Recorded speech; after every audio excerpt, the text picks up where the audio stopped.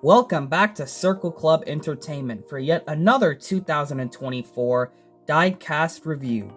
Today we have ourselves a 2024 Chase Elliott Unifirst number 9 Hendrick Chevrolet Camaro for the 40th anniversary of Hendrick Motorsports. This is the ruby red edition of the Unifirst paint scheme. Of course, this ran at Martinsville with all the other Hendrick cars. You could also pick up the 4-pack, which comes with all 4 of the 40th anniversary Hendrick Chevrolet cars, and a couple of them are also available in the NASCAR Authentics. But of course, we have chosen the Chase Elliott one, since that's our driver for Hendrick Motorsports. Really awesome to have another Chase Elliott diecast review. I really like how, the metallic looks on here. It looks great. The ruby red I always knew was going to look super cool on the diecast.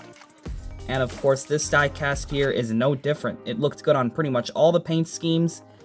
Now, when I saw the Unifirst car be chosen for this, I wasn't really the biggest fan of it. I thought the green highlights were just going to look super odd on top of the metallic red. It still kind of does to me. But, as months have gone on, I've kind of gotten used to seeing this diecast in my collection to where, I can kind of live with it. I still think maybe the Byron or Larson ones are kind of the best ones to get. The Bowman one does not have the metallic ruby red finish because the decals pretty much cover up the entire car, so you won't really be able to see the paint. But with this car, because it's a regular paint scheme and it's just really the white stripes and some of the sponsors, they were able to get the ruby red onto the Chase Elliott diecast. So if you're a Chase Elliott fan, like I am, you're definitely going to want to get this one. If you had to get only one of the 4 cars, of course you'd be getting this or any of the Hendrick drivers.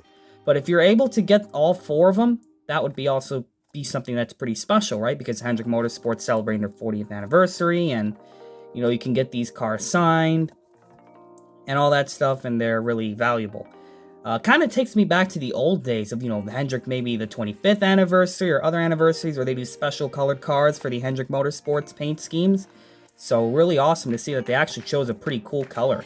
I remember them using silver on some older anniversary cars, but to see this beautiful metallic ruby red, cannot wait to get a look at that out of the package. So without further ado, let's get this 2024 Chase Elliott Unifirst Hendrick 40th Chevrolet Camaro out of the box and ready to be reviewed.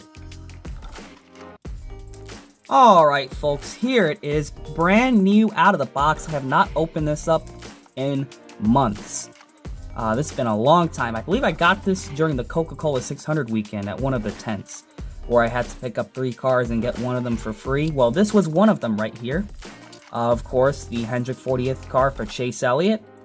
Of course, this being a team, the team that he races for, Hendrick Motorsports, and they have a special occasion over there, celebrating an anniversary and doing special paint schemes for them all. I still like Chase Elliott, so why not get the Chase Elliott one? So here it is, and I gotta say, the metallic red looks just as good out of the box as I thought it would. Just a really awesome looking color, man. I really like how it looks on all these diecasts for Hendrick Motorsports. Got this hair on the windshield. Let me get that off. Other than that, yeah, I love the way this metallic red sparkles, and of course, you guys know that some of my favorite diecasts, paint jobs, of course, the gloss is okay. It's kind of nice, right? Whenever you get metallic or matte, like special finishes like this, where it just changes the look of the car. It really does. It really looks fantastic. Really cool. This is going to definitely be a unique one. I have a pretty big Chase Elliott diecast collection, so this is definitely going to be one that stands out for sure, just because of its color. This looks great. It would have been awesome to maybe have the Lumar car like this. The Napa one would have probably looked a little bit better. Obviously, I'm not the biggest fan of that new 2024 Napa paint scheme they've been running. The blue or the white. Honestly, I'm not really the biggest fan of that scheme. So, but in terms of the Unifirst car, not too shabby. They did what they could. Unifirst wanted to sponsor the event, or for Chase Elliott at Martinsville, so they gave us the Unifirst one. So without further ado, let's finally get into this diecast review. So right here you got number 9, Hendrick Motorsports Chevrolet. of course, the two Sunoco logos on the front corners. You have ZL1, Unifirst, Uniforms, Services, and Solutions. You have Chevrolet, Elliott, his name on there.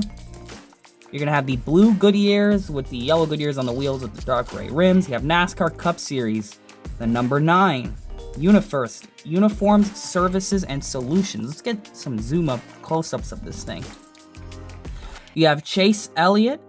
You have Chevrolet Exalta, Cincinnati, Klein. Oh, was that Freightliner, Hooters, Mack Tools, and Siemens? Yes, I remembered them all. I thought I was going to forget. I haven't reviewed Diecast in a while. You have Kelly Blue Book, Valvoline, the 40th anniversary logo, Hooters, Lumar, Coca-Cola, and Napa. On the back, you have Valvoline, Chevrolet, number 9, Unifirst, the same Uniform, Services, and Solutions logo, ZL1, Camaro. You have the 40th anniversary logo, which all the Hendrick cars have on the deck lid, the special anniversary ones. Elliott, and of course Unifirst right on the top. So those are basically all of your sponsors, of course including the biofuel logo right there. So now for the paint scheme itself, let's look at the numbers. So let's start with the sides. You're going to have the white shadow outline, a thin light green outline, the Unifirst green. Thin outline, then another white outline and the black number fill-in on the doors, and then on the top, it's pretty much the same kind of Unifirst number 9 we're used to seeing on the roof of these cars. The black shadow, the light green outline, another thin black outline, and of course the white number fill-in, which stands out pretty much if you look at it from the top. And then of course it's on the front here as well, just a regular white number 9, and then of course the black version of the number 9 on the back. So the paint scheme itself, it's a pretty simple one. The Unifirst paint scheme never really was the most detailed paint scheme in the world, even with the green on it. But basically, they pretty much took that paint scheme and gave it the ruby red background. But they did actually make a few changes to it, mostly color-wise. So you're going to have the Unifirst style scheme, right? The stripes on the side of the car, which starts on the front corners and then kind of shoots across the side, and then your lower portion of it as well, like towards the bottom of the sides of the car. It's pretty much going to be like a whiteout version of that scheme. As you can see here, it's just whited out. And then you're just going to have the placed logos on top. Honestly, not a bad look. I do kind of wish they maybe kept some of the green on there so it isn't just, red and white. Like maybe keep this part green, make this part green, just to make it just stand out a little bit more. Because if you look at the other Hendrick paint schemes, especially the Byron car, the flames on that car, I believe, are kind of the same. Maybe a little bit slightly different. Honestly, better looking. It looks like for that one, they went back to like the older style. And then, of course, the Larson one, they just made the blue red and kind of flip-flopped some stuff, but they had more color on them than this does. It's just really white and red. So I was hoping they were going to keep some of the green on, but they did not go that direction. Of course, it's going to have the black splitter, the black roof rails, and the black spoiler. And of course, towards the back, you're going to have the white, which an odd thing happens with the back. So you see how there's that little stripe. You see the top of this stripe right here, which gets thinner as you move towards the back of the paint scheme. It just kind of cuts off right here, and it just kind of swoops up towards the middle of the bumper right here. So it's just pretty much a white lower portion of the bumper, just like a little rounded off type shape back here, and then the rest of it being red. So that's really interesting. You can see where the little stripes stop.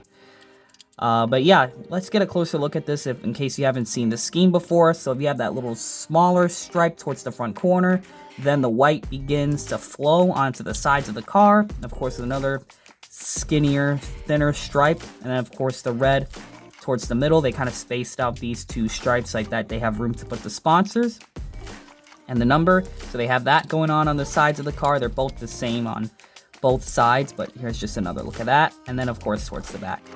The whole, top of the car, like the hood, the roof, and the deck lid, and then the front, mostly plain white, but you could see some of the white on the sides of the front.